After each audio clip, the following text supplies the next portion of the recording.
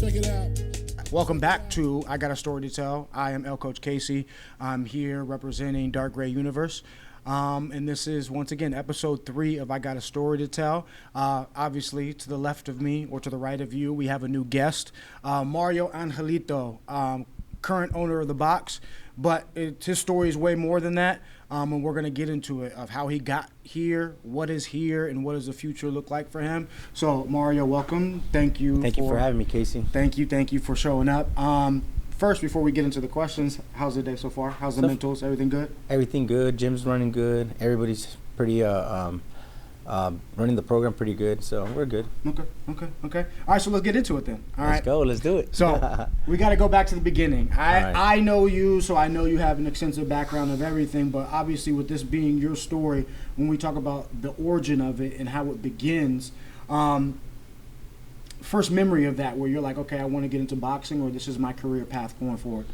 You know, it was early 80s, bro. I was like playing soccer, playing baseball, all the kid sports, you know what I mean? When everybody, it was really popular back then, before everybody had iPhones and iPads. Okay. Everybody played outside. You had no choice. I had no choice. So I was out there with the kids, you know, playing, you know, street baseball and stuff, you know, and then I just noticed that, like, you know, the 80s were rough, bro. Yeah. Like, they weren't like today, you know? Like, if you lived in Santa Ana in the 80s, dude, and you didn't know how to fight, oh, man, that was a wrong place to grow up. So quickly I found out, like, baseball, basketball, soccer, that wasn't going to help you out, dude, just growing up in that area, you know? So I quickly found out that I needed to learn how to, like, train and defend myself, because I was the oldest of all my brothers and sisters, you know? So I learned as I grew, you know? And so I realized that I needed to get into some sort of, like, martial arts. And back then karate was so popular,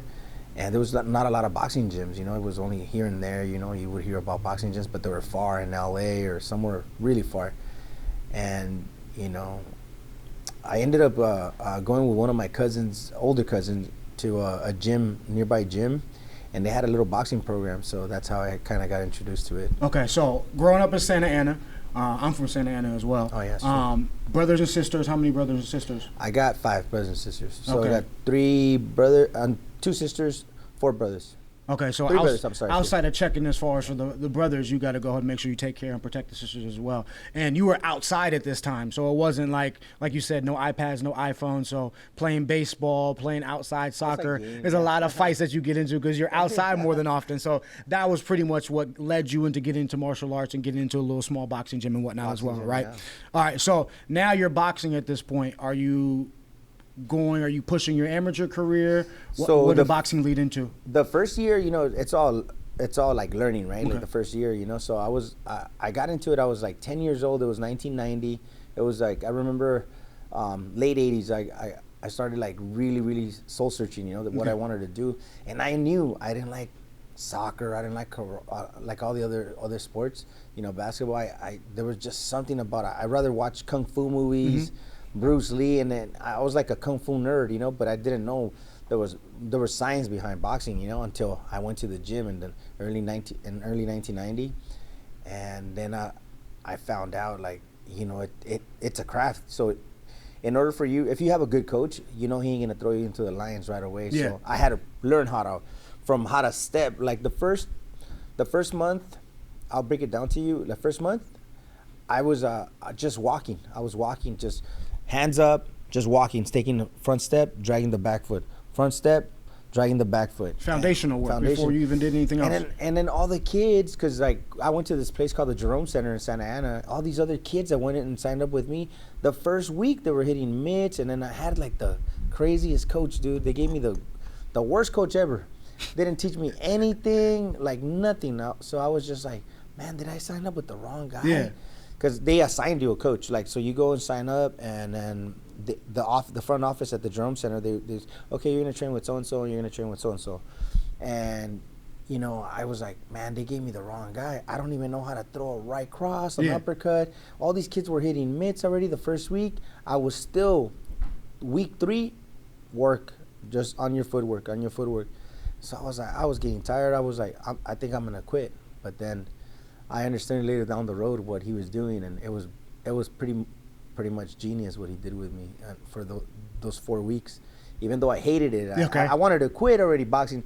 I was this close of quitting, but thank God I hung in there, and I'll tell you later on in the story why he did all of that stuff. So the stigma, so for this, I think that's like kind of a microcosm of what most people think when they are boxing, when they go in the boxing gym. The first thing that they think is going to happen is like, okay, where's the coach where I'm going to hit mitts? Yeah. When do I start hitting the bag and anything? So in the beginning, you had that same idea where you're like, I'm here, I'm signing up. All of a sudden, I'm not hitting mitts. Yeah. Every other kid is signing up. I'm still not hitting mitts. What's going on? So for you, that almost led you to boxing. But in hindsight, we're here now, so obviously you continue. Yeah, I continued. Yeah. So obviously we have the end of the story based on that. But in the beginning, for you, you're like, I don't know if this is really for me. Okay. Yeah. So now, if that's the case, was this? I don't want to skip ahead and kind of. Yeah, no, I'll tell you it's what, one of those things like. Went down. Was it? Did he believe in you? Was it something he saw in you that was different than other kids where he was like, I need to go ahead and take my time with him because this is what's going on?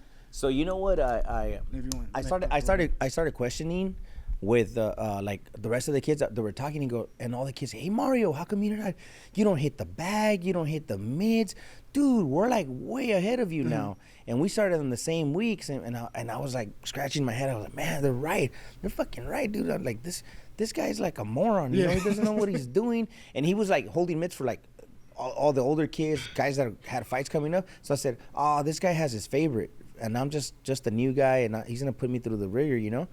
And I went in one of the days I came in, and one of my fellow teammates, like that was kid that started when I started, was getting his hand wrapped by his coach, and his coach was wrapping his hands, was doing everything for him. My coach, you get in there and start walking. I was just dragging stepping with my front foot, dragging my back foot and I was getting fed up, tired, and I said, man, this guy is not teaching me anything.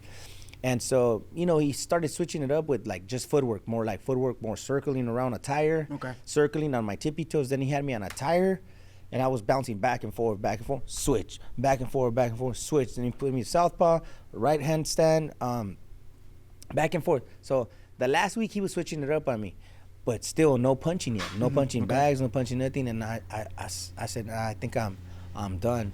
So I asked one of the kids that when he was getting his hands wrapped, but I asked his coach, and I said, hey coach, how come I don't get to hit like mitts or anything like that? And then and I said, I'm just tired, and I kind of complained to the coach. Yeah. And the coach checked me quick, bro, and he was like, first of all, young man, you have more respect for your elders, and don't talk about your coach like that. And he smacked me back in my head. Okay. And I was like, back then, bro, in the 80s, 90s, people were able to smack you that around. Was part of it. It takes a village. It takes a village. Yeah, so like you cussed around an older gentleman or older lady, they would not allowed. Not allowed, dude. They would smack the shit out of you.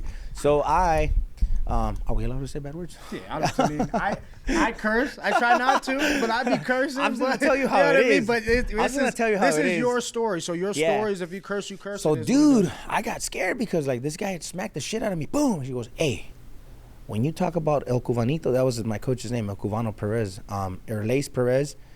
And I didn't know, bro. That guy was a world champion, bro. Like, he fought against Meldrick Taylor, who Julio Cesar Chavez had wars with. Into that last round. But and then he fought with Hector Macho Camacho. Bro, I had no idea who was training me.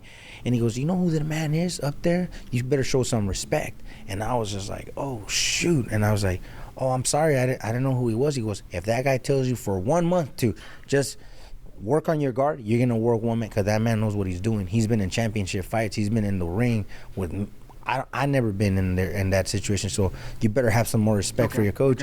And I learned how to shut the hell up, bro. After that day, I just like, oh, damn. And back then, there was no Google or anything, so you couldn't go home. And you just had to, like, trust the elders, you know, to tell you, like, hey, that guy's the guy you want to be. He was like, out of you complain about this guy, you got the best coach of everybody you right have here. No idea. And you have no idea. You have no idea. Bro, so let's move forward. A couple months later, he starts teaching me how to, like, still no mid work. He teaches me how to hit the bag, like, a couple months later.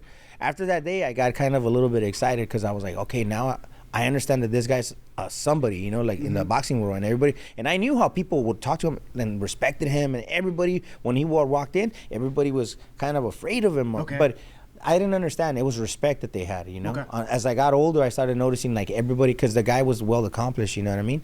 I mean, to fight with those fighters that I just named you, those two guys, you had to be. Those are 3 Hall of Famers, right? Yes. Taylor and Camacho are Hall of Famers. Yes. I think so. Okay. So yeah, Hall of Famers, and then they fought the great Julio. You know, both of them. Julio was probably one and of the goats. so my coach, if he would have beat Macho Camacho for that fight, he would have faced Julio Cesar Chavez. And my coach was like, thank God I didn't win that fight. He goes, but I saw the video. Now that you can watch it on YouTube, he beat Camacho, bro. Like you could just tell, like they favored Camacho because he was a young uprising lion, you know. And so Cubanito was his Perez. nickname. So like all of you guys now, because we're blessed with YouTube and we're blessed to study things.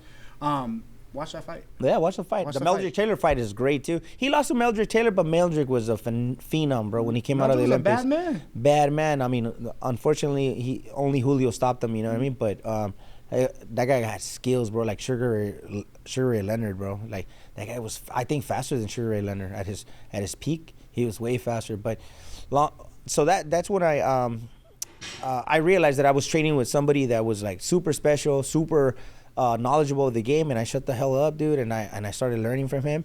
So my first sparring, bro, I was like 3 months into kids were already sparring, bro, and I was terrified, Casey. I was fucking terrified. I was like, dude, I never been in the ring. These guys, they got months of training ahead of me, months and months, and these kids were beating the crap out of each other.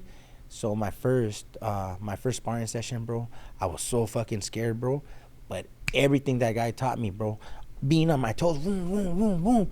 I wasn't throwing shit, bro, but these kids couldn't fucking catch me. I was like on this corner, that corner. My footwork was so on point because that guy had me doing for months footwork, bro. And I didn't realize, bro. And then she said, "Come on, you gotta throw a jab now. You gotta throw a jab, like I'm teaching you how to throw a jab in the bag." And then I was like, "Oh, I was scared, bro." Yeah. But then I let that jab go in the second round, bro. Boom, and then I was out, in and out. I can box, bro. A lot of people think I'm just an inside fighter, but bro, I was taught about a Cuban, bro, and the Cubans have footwork great like feet. you. They have great feet. You know, great feet. Some of the best. And bro, I realized that day I was so humble, bro. I almost cried of like happiness, joy, because everything that meant all those. I thought he was torturing me, like but not letting me hit the bag. He was just a dick to me, but he had a master plan, bro. He was fixing my footwork, and my footwork, bro. For months, bro. Imagine you don't touch a bag. Exactly. But your footwork's on price. Okay. I beat 3 kids that night. I sparred with 3 kids, and I beat all 3 of them. He would get me 2 rounds in with one guy, and then he'd get me out, and then the other 2 would go. He would kind of mix it up with everybody. But I sparred 3 kids that day. None of them touched me, bro. Like that day. I didn't also cause a lot of damage. I was just out jabbing everybody because that's the only. But if we're talking about boxing, it was a clear and concise win as far as your sparring. So you're almost like fixing 3 stigmas at once, where it's like people think that in order for you to get good at sparring, you only have to spar. People think that when you first go into a boxing gym that you need to be hitting mitts or you need to be punching something, right? Yep. But then also the other thing about it is that you were thinking somebody was torturing you, but they really had a plan for you to make sure that you were prepared when you got into the ring. The other thing is that a lot of people think that like you're born a fighter, which means that like when you first hop in the ring, that you're not scared of anything, that you're a tough guy, and that you're not. So you even spoke on the fact as far as that you were scared. You were scared out your mind. I was but really, you really still scared. got it done. So it's like it's cool to hear all these myths that are being broken all in one origin story, because a lot of people think opposite when they think about what's going on. So now you finally sparred, right? Now are you going into your amateur fight next? What's the next path from there? So after that, I mean I had that, like I told you, a whole year. It was just preparation the first year, because people think they're gonna go to a gym and just I'm gonna fight now. I'm a fighter. Exactly. They don't even know the roadmap. They don't even know the roadmap. It took me about a year, bro, and I went Monday through Friday because the club was open from Monday through Friday. It was what's it called? Sponsored by the city of Santa Ana, and so we only did weekdays, So on weekends, if you were ready, the coaches will take you to go fight or compete, wherever, if pro or amateur, because we had pros and amateurs at the same time in there. But long story short, I got the sparring down. Okay. I started realizing that footwork was everything, and head movement and utilizing your jab. That was like the principles that he taught me. Okay. As a Cuban fighter, those guys are always trained to go to the Olympics. They're always on their toes. Touch and out, in and out, touch and don't get touched. Amateur style. Amateur style. You know, now they're able to fight professionally with the new rule change. So they may change how they teach from the ground up, but honestly, their structure from how they teach from when you first come in until you exit, for the most part, is probably one of the best systems that they have. There is from top to bottom, and the proof is in the pudding as far as for how good they are. From the Russians and the Cubans are really really what's it called, the real dialed in that system. Nope.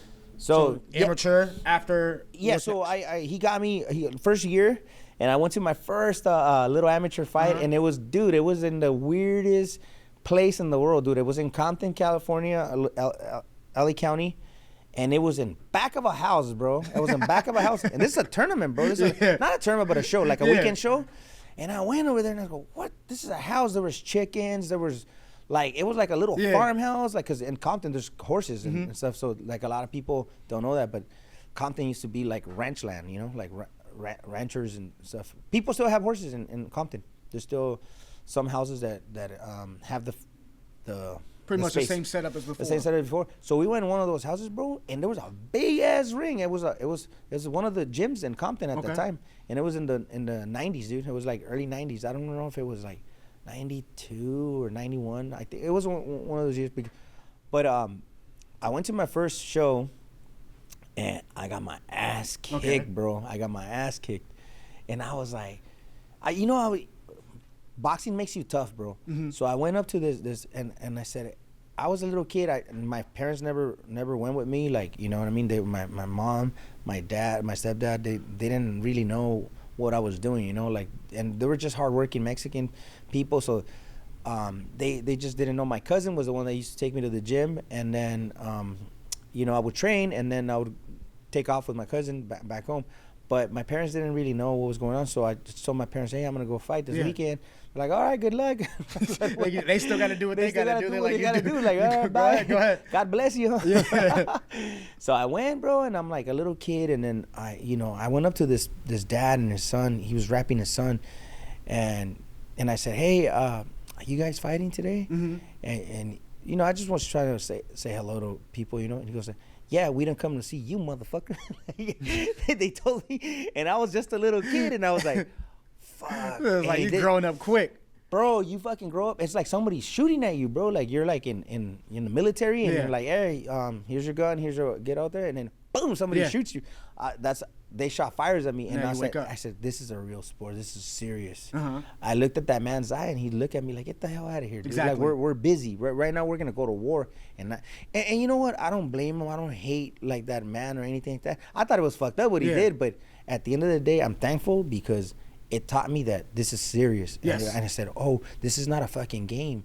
And so I went with the mentality of competition, like this, and like, you know, trying to like participate and say, like, we're all gonna be nice and friendly. Casey, people don't realize when you get in there, you're little or you're an adult, you're going to war, bro. Exactly. In that ring, ain't nobody gonna dodge those punches for you, you know. So I realized, dude, I was in trouble. I realized because I went with the mentality of participation to compete. And that's what nobody understands about boxing, except like guys like you that you've been in the game for a long time now. It's not a game. Yeah.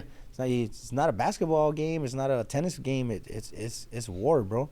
And so I went in there, got my ass kicked, dude. I got my ass kicked so bad, bro. Like, not bad. I was still fighting, but thank God that I had footwork skills. But I didn't know how to cut the ring. Okay. I didn't know that showing your mouth guard at that time was a sign of they could take points away. Having your hands down and like everything kind of cluttered on me, and it fatigued me really quick. So I lost that fight, bro. And then I went home with a valuable lesson. I said, thank God that man told me pretty much off, hey, you're alone in this. Ain't nobody gonna, just your coach to give you instructions, directions, who always care about you, and you always got to be respectful and thankful that. But he had so many fighters, bro. Yeah. I was just one out of like 15 kids that he took. And he got to pay attention to them. So it's like so you had all the foundation necessarily to go ahead and be good at boxing. But the difference is that now the sport and the rules of boxing, it wasn't something that you were accustomed to. So now you have been sparring, you have been working on all these things, but then now the competition of the sport is you show up somewhere as far as just in the back of the house. You're not used to accustomed to everything that it looks like. Then you go to talk to somebody and like they're shrewd and they cut you off real quick. You're like, wait, and then you get in the ring and then now there's these rules that you have to abide by and you're like, this is all new to me. So now it's causing you more fatigue than what you're used to. So in the ring, you're like, yo, this is not only do I need to take this seriously when I'm training, I need to take this seriously when I get into this ring as well. Okay, so you lose the first amateur fight. You're alone at that point. It's only your coach, and your coach has other fighters as well. So you lose, you get the valuable lesson, and so what happens next from there? So you gotta go home with that slice of humble pie, that you gotta eat by yourself, and nobody's gonna eat it with you. That's true. So hey, defeat is good, bro. I think defeat is really, really good for every young man, every fighter that gets in the ring, because it keeps you humble, bro, and it keeps you with your feet on planet Earth, knowing that you're not the best. There's always somebody better and more knowledgeable than you in that ring. So you want to aspire to be that way, you know what I mean? So I talked to some, and my teammates were like, hey man, you did good for your first fight. And my best friend, dude, he passed away now, but my friend Motor, bro, which I owe everything to. Sorry like to hear that. Thank you, brother. He was the man back then, bro. That kid was the man, bro. That guy, I started watching like him, like the way he moved, and he was like maybe a year older than me, because he was from 79, from 80. He was like a year older than me, and that guy was whooping kids that were trained by their dad since they were little. And he was just naturally talented, bro. He was just one of those guys that just comes in the ring, hasn't trained in 3 months, but he will whoop your ass. Like once he's in there, he knew what's up. Okay. He's like a Mike Tyson, they're never gonna lose that touch, bro. Like he was one of those guys. So I started working out with him a lot, man, and because we were around the same age and same weight, and that guy taught me a lot, bro. Like he taught me that, like you just gotta keep, no matter how bad you get beat up, you just gotta keep coming forward. So he told me, hey, start running. He told me start running, and I go, well, I go to school, and like I come straight from, I just do my homework and I run over here so I can make it in time for the classes, for boxing class. He goes, nah, homie, you gotta get up. And he's a gangster kid. Yeah. He's like, homie, you gotta get up, G. You gotta get up at 5 a.m. I go, fool, I'm barely in 6th grade. Exactly. He's like, You're and like 5 a.m. 5 a.m. I go, man, I don't even know. It's still dark, Yeah. dude. And he goes, hey, homies, stop being a bitch, bro. And he talked like a ghetto ass kid, like a hood kid, because he's same age as you. Yeah, just 1 year older than me, but pretty much same age. This fool knew how to drive at 12 years old, stick shift. He was already like driving his pops around, and so that's almost probably the reason why he might have not been in the gym. Yeah, he was still getting his work in, but he had other stuff that he needs to do. So now you have that thing that happens where you lose in the amateur fight, your first amateur fight, but you understand competition. Then all of a sudden your homie comes up and he's able to not be in the gym for a little bit, and he comes back in and he still has that competitive edge that kind of puts you over that hump where it's like, as soon as I'm in this ring, I'm able to go ahead and compete. So now he's teaching you all this. Now is your amateur, your amateur career blossoms and it goes off and it goes from there, or what happens? Yes, sir. So I'm gonna cut it all short, but I learned from watch Motor spar, and I'm watching this guy beat up adults, bro. And he's only like 12, 13, bro, beating up big adults already, like whooping them, bleeding all over the place. Like, and I said, what is up with this? This guy's like a phenomenal a kid, like I'd never seen a kid move like that, and he's controlling adults, and everybody had mad respect for him. But the guy just knew how to like get inside, and I started noticing that he knew how to use his body, and he used like, it wasn't touch and go, kind of like the amateurs. He was more pro style. Okay. And so I started realizing I gotta make some of that. But as soon as I started running, bro, that guy was right.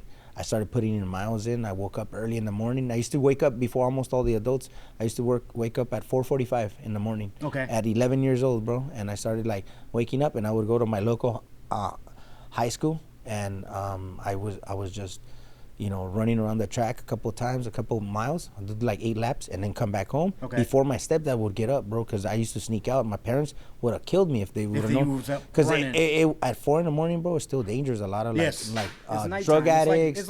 It's like nighttime, but early. So I had to do that and sneak out. And then one day my stepdad caught me, bro, but he kind of looked at me and he was like, what are you doing? And I said, I just went for a little run because I'm boxing today.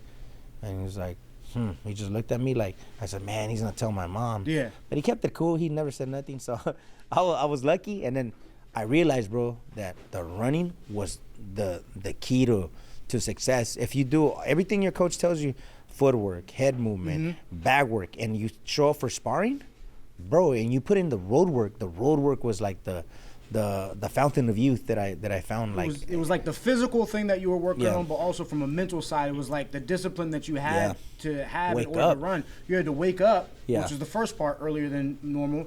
Then you had to go ahead and run. And then so now not only is it doing from a physical standpoint as far as for your cardio, mentally you're like, I get up at 4. I know this kid not doing it. I know. And even if he does, I still am as well. I'm getting my miles in. I know this kid isn't. And even if he is, then we're here. And then now I got everything else on top of it. So amateur career skyrockets. Boom. I hit 19 fights, no losing, never lost again. So first fight loss, 19 straight. Victories. You're done amateur? I'm done amateur, I'm already like in high school, out of high school.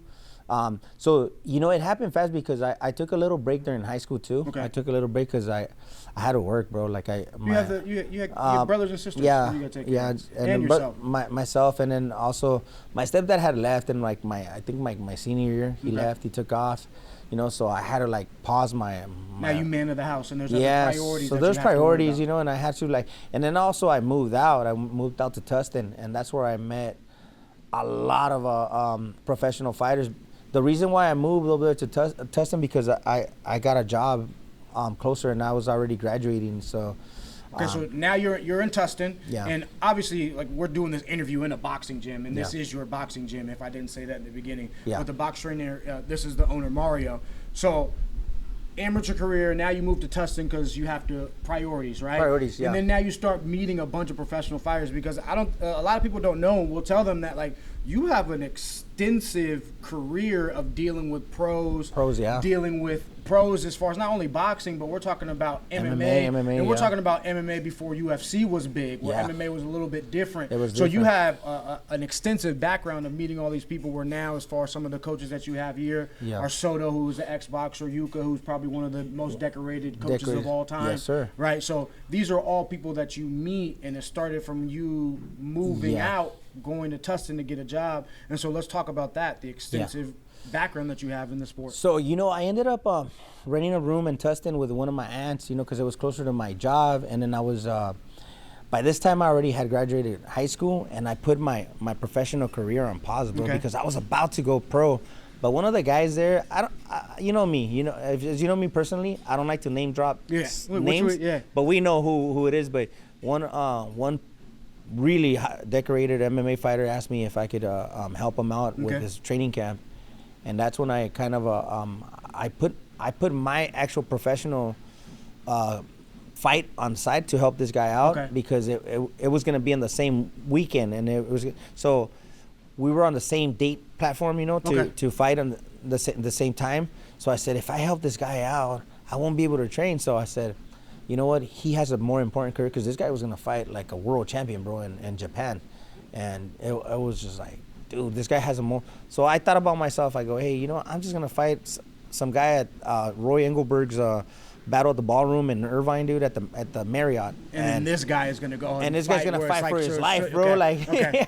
So I said, you know what? I'm gonna put it on pause. But once I got that camp done, my career as a coach blew up, bro. Because it was almost like that fork in the road that you had. You're like, am I focusing on my career, or am I helping out as far as with somebody else's? And so now that's like now that's the thing that skyrockets you as far as in hindsight, we know that it worked out because we're here. But while you're going through it, you're like, okay, did I make the best decision? But then automatically, like right then and there, you realize it was the best decision. At first, bro, I felt a lot of regret because I was like, man, dude, like look at all, because all the people that I helped, bro.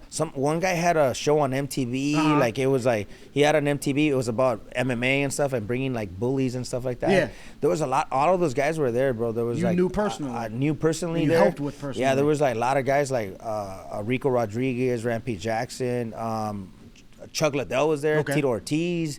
I mean, these guys were like killing it, bro, and I was the only one. Yeah, I was teaching classes, I was coaching, but you know what? Like it was good experience because like the coaches there, the staff was great. I learned a lot from them, So I got nothing but respect and love for all of them, But yeah, I was in camp with those guys, and at that time, those guys were like on top of the world, bro, when it came down to like the fight world and MMA and all that stuff. And then we had our little boxing program on the side, so I started making more money, bro, coaching than you were than if I would have been fighting, bro. Okay. So that's how I ended up in the coaching. And then, bro, I was gonna be a history teacher, and I was making more money than a history teacher, So bro. Like with a degree. I was going to college. I was working at a gas station. I was like, man, bro, it was just a crazy time. And I said, back then a teacher would make 32,000 max, bro, a year. Cost of living was a little bit less and stuff. Yeah, but still, you're not like 32,000 ain't much, bro. Like much. When I was getting paid $25 an hour, bro, and minimum wage back then was like $8 or $7 an hour. And that return on investment is quick because you're coaching. It's like you're getting it right away. I was coaching, teaching classes at these gyms, and they were paying me way above the great pay that, and I was just a little kid, bro. So the gym that you're working at now, is it commercial gym or was it? It was like built for fighters, bro. Okay, like so fighters. it was a gym exclusively for fighters. But it was kind of like this. They had also cardio classes. It was a mixture. Okay. So that's how they paid the bills. So it was okay. So as far as for how the box is now, right? Yeah. So that almost. You got that experience there first, but then you had another stop before you came into the box. Box, yeah. I when I started working for a corporate company, that's when I kind of got the concept of the box more. But the other one was more like based for fighters, but they also had classes just to pay the bills. Okay.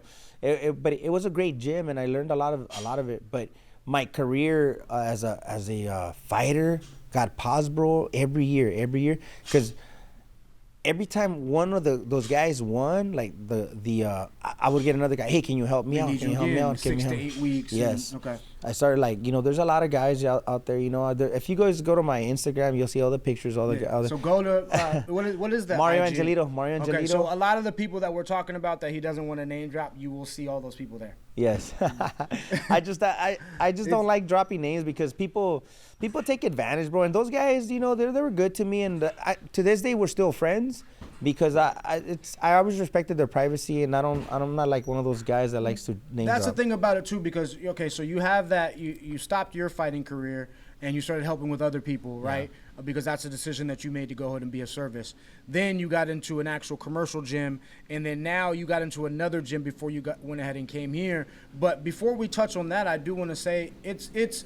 I mean, we don't see it in the camera right now, but there's 2 green belts behind us in this gym. Yeah. These aren't Mario's belts. If anybody knows anything about boxing and the WBC belt and the Intercontinental belt, those are something that a fighter works their whole life for, right? Those are not Mario's belts. Those are people that he interacted with who decided to go ahead and have him keep the belts here. Most fighters keep that at home. So if that doesn't prove to you guys a testament as far as for like how of service Mario is and have you guys understand the reason why he is where he is right now, those belts will go ahead and speak for themselves, because anybody else would keep those at home or frame those at home. 100%. They're here and they're not his belt. So now all that happens, and then now we're here at the box now based on where you're at. What if you can sum up how the box is and where it is now and where it's came from and where you want it to go, how would you do that?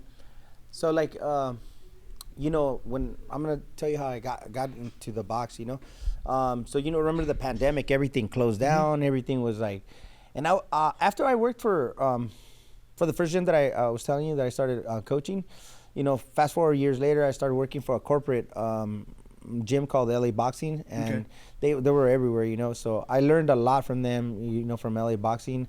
That's why I met Andre, Andre Jeremiah and all those guys over there. Like they've been my teammates and stuff, and coworkers for like 15 plus years, I had the concept of building something similar, but a little bit different, just more like catering to a little bit of the fighters, but not really that's our main focus. Just have enough space for anybody that wants to come into, from amateurs to pro levels. They can they're all welcome here, It just, we're not focusing on that, just that right there, but we do want like the regular people, regular Joes, regular people to get healthy, get off the cholesterol pills, get off the high blood pressure pills. Like that's really my mission, bro, like to actually be of service to the community. Because at the end of the day, bro, yeah, belts are good, fame is good, but what do you really do for your community? Like do you really like? You know, you've been with us since the beginning, bro. You've been since yes. day one, Yeah. since day one. So, you know how we work, bro, and it's all about you know, giving back too, you know, because you know, the coaches here are happy, bro. They don't have to worry about paying fees here, paying anything. If you want to work somewhere where they don't take your commission, your fees, come to the box. This is a place, but you know, we don't take just anybody. You have to be right. Yes. Well, on top of that, as far as for you taking a chance on me, because just this ain't my story, but I don't have a extensive boxing background like Mario does. However, I said I wanted to go ahead and be a coach, and he took a shot on me, and it allowed me to get better and better as a coach. So, I mean, for him taking a shot on me, that is, I think the box is now that physical thing that is there that helps the community more than you just doing it individually, because from the beginning of your story has been all about being of service to others. Yes, sir. So now your mission statement is a physical place where now you have coaches that are extensive coaches coming in feeling more happy than they were when they were making world champions. You have ex-fighter in here who's having more fun than he would when he was actually fighting. Yeah. People who've never coached before getting better at coaching. People who want to get into boxing but don't want to go ahead and fight for real, but at least want to learn the sweet science in the correct way. That's so true. You're able to help people in so many different ways, and so if that is what your mission was with the box, you hit it right on hit it right on the head. So that's what's currently going on in the box. Is there any plans in the future with the box that you want to touch on, or if not the box at all, just for you in general? Yeah, you know what? We've been talking about it already with management and with other people, you know, that we're gonna expand pretty soon. You know, we're gonna franchise it and just make a couple more. But you know, we don't want to go crazy, bro, because it's, you know, quality control is always a big factor. You know, we want to have the same atmosphere, because you know, when people come in here, you know, everybody feels good. Everybody knows you. You know, everybody's says hello, and it's not like an egotistic gym where everybody's looking at each other from head to toe, and everyone's helping each other. Everyone's helping each other. You will go ahead and help with somebody else's client. Mikey will jump in. Like Dre's, everybody's helping each other. So cool, and nobody really has any issues with anybody. That's what we try to eliminate in this gym. You know, like all the attention that all the other gyms, drama and all that stuff. But you know, everything's cool, and we do want to probably next year we're gonna probably do our first expansion where we might do a franchise, but let's do just one in LA. One in Yeah. LA. The Peanut Gallery said, and make one in LA. Yeah. So you know, what I was gonna tell you, when the concept came to open up the box, bro, when the pandemic hit, and I was at Self-Made with one of my friends out there. His name's Tomas de la Mora. He owns Alpha Gym now, and he took a chance on me too. You know, he brought me in, gave me a space, and gave me the idea of hey, I can run my own program. And I did, and it was a huge ass gym with a bunch of weightlifters, bodybuilders, which really cool people. And then we came to the conclusion when the pandemic hit and everything was getting shut down, I needed to open up something, bro, that was independent from other entities like bodybuilding, kickboxing, weightlifting, because I knew that I would just focus on the people that really love boxing. And it's a huge community, bro. Yes. Like a huge community. Remember, me and you grew up watching Rocky, Rocky 1, Rocky 2, all the Rocky movies. Dude, we didn't grow up watching MMA movies. No, you know? because there weren't any. I don't think MMA wasn't even a thing. Then. I'm old, by the way. So MMA wasn't a thing then just yet. Yeah. Well, look, when you see it was, but it wasn't. Yeah. It was UFC wasn't around. It wasn't around. It wasn't like there was martial arts, but not it wasn't popular. Yeah. So me and you grew up in that era, the golden era, where Tyson, Roy Jones, all those these people made so much impact on all the young people, our generation. But look, you went to a gym and there was a ring in there, bro. You knew it was serious. It was man. So the ring brings a lot of nostalgic memory to a lot of people. That's why I go, look, when you have an MMA mat, and don't get me wrong, I'm not knocking off MMA. I respect MMA and every other sport. They deserve all the credit in the world. But for a business stance, they just don't look that. A soccer mom doesn't want to take their kid to an MMA gym. Boxing, there's more. You said nostalgia was the word for it, but it's a deeper history where you can look back and go and be like, okay, even though it is fighting, that is a sport. That is a sport. There's rules, and it's been around for X amount of years. Centuries. As a sport. Centuries. It's not just. Martial arts has been around, but boxing, as far as from a sports standpoint, the ring makes you understand. Okay, this is the gym that has boxing. It's not just a mat that's on the floor, which is true. Once again, no disrespect. No to disrespect to nobody. It's just the nostalgia that you get with boxing. Yeah, it's just more like memories that people immediately connect to. Like, oh man, I remember growing up watching Muhammad Ali. What's his name? Sugar Ray Leonard. Sugar Ray Robinson. Yeah, all the great ones. You know what I mean? And Duran. Yeah, Robert Durant has a stone. Salvador Sanchez. All of them. So Chavez, you see a ring and you're like, man, dude, I used to watch that with my pops or my uncles and my, it brings you a lot of good memories. So TV at that time. So yeah, and even look, the name the box, bro. I wanted to name it something that, cause we're gonna box. Yeah. And it's called the box. Something very neutral, something very friendly. You don't want to take your kid. There's a lot of gyms out there that have like crazy names, and if you're a lady that has a single mom and you want your kid got bullied at school and you want him to like learn self-defense, you're not gonna take him to Smashing Heads Dojo or some eccentric name. You're like, I need to be able to type in boxing and have a gym come up as opposed to having to look for a specific name. But I hear you. Yeah, it's, knucklehead boxing. Exactly. Or like mom's taking you. Yeah, mom's taking you. So I wanted to be like family friendly, but at the same time, when you come in here, it's serious. It's work. So the box is very neutral. It's very like chill and calm, and also you are in a box. The ring is a box, and I just had a little concept. It's nothing crazy, nothing. Oh my God, I discovered something. It's straight to the point. It's just straight to the point. It's the box where you're gonna box, and that's it. So now, okay. So from your story, from beginning to the end, we lead to this physical thing as far as how you're going to be of service. So there's people out there that are attempting to do the same thing, and they have to go through their own perseverance. They have to go through their own obstacles and whatnot. What would you say to those people that are trying to do their own version of what you're doing and your inspiration in that, or whatever they decide to go ahead and do? First, get to know the industry a little bit.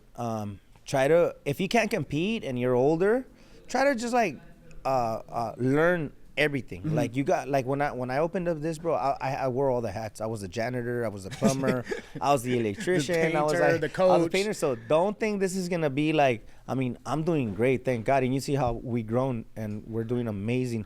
We got blue ribbon on what's it called, the Google, and so we got the blue Yelp star. Whatever Yelp has for their stuff too. Okay. Yelp and AI. AI. Yeah, we got it. We're number one in AI. So God has blessed us really a lot, and that's the main thing that I think we got the blessing from God up there in heaven. That's been looking out for us and has given us all these opportunities to help all these other individuals, kids, adults, women, and children. So we've been definitely blessed. But what I would tell them is to just stay focused on what's important. It's not the Mario show. That's why I call it the box, and I didn't want to call it the Mario Angelito. It's too personal, bro. Like, and you gotta connect with people. The box connects with everybody, bro. Yes. It's not the Angelito training system, the Angelito this, and there's a lot of egotistic coaches out there. Garcia boxing, Sanchez or Smith boxing, and it doesn't really connect individually, you know what I mean? So just make that connection with people, listen to people, make sure that you're open-minded and you're not one, you don't just think like one-dimensional, and make sure that you have a little bit of everything. You got some conditioning, you got some, you're a great conditioning coach. I mean, everybody knows that. Like you took the time to learn boxing for what it is. You went to the tournaments. You're a good example of somebody that wants to start boxing, and I wouldn't open up your gym unless they did what you did. And I hope if you can explain a little bit of what you did, like in a quick summary, like. Okay. Yeah. That'll be quick. Because you were in basketball first. Yes, my background is basketball. At the end of the day, and he became a great boxing coach. I hooped. He's a great boxing coach. I had an opportunity to go to China to go ahead and train people, so I've trained professionals. That was basketball. Nobody knows me from a can of paint for boxing because I didn't even have an amateur background for boxing, but it was something that I enjoyed. but it was always something I wanted to get into if I didn't do basketball. So with me being older, I prefer teaching more so than I get more of a joy from teaching somebody than doing it myself. So I had to study. So me studying was first starting with boxing fitness, and then I needed to get into a boxing gym. And so now when you get into a boxing gym, you have amateurs. You have amateurs that want to compete. So you got to learn to wrap hands. You got to go ahead and take them to shows. 100%. There's levels that you have to do in order to start being a boxing coach. I never just wanted to hold mitts. I wanted to go ahead and learn all the intricacies of boxing. So taking amateurs to nationals, dealing with pros as well. But I really put the time in to call myself a boxing coach. I need to actually coach. So now I'm able to give back in my way as well. I guess. Sorry to interrupt you, but you got in there and sparred, and that's one thing that everybody as a boxing coach need. If you didn't fight professionally, at least spar and learn, because you can't tell somebody to do something that you haven't even done yourself. And you get in there with your students, you're always getting in there with, and they're way younger than you, and you're like, they're in their prime, you know, and you're still getting there. But sorry, I didn't mean to interrupt. Well, I mean, that wrapped it up perfectly for me, because at that point, that's what it is. And I think hopefully through listening to Mario's story and everything that he's talked about from ground level to all the way here, or from beginning to the end, and what's looking at for the future as well. Hopefully you guys learned a lot about Mario and his story. Once again, I want to appreciate you for the shot that you've given me, but then also taking the time out of the day, your busy schedule, to go ahead and be with us. But anytime. That's it for this episode. I got a story to tell. Coach Casey on behalf of Dark Gray Universe. Thank you, guys. Mario and Angelito. We'll see you on the next one. Thank you. Thank you. Check it out. Check it out.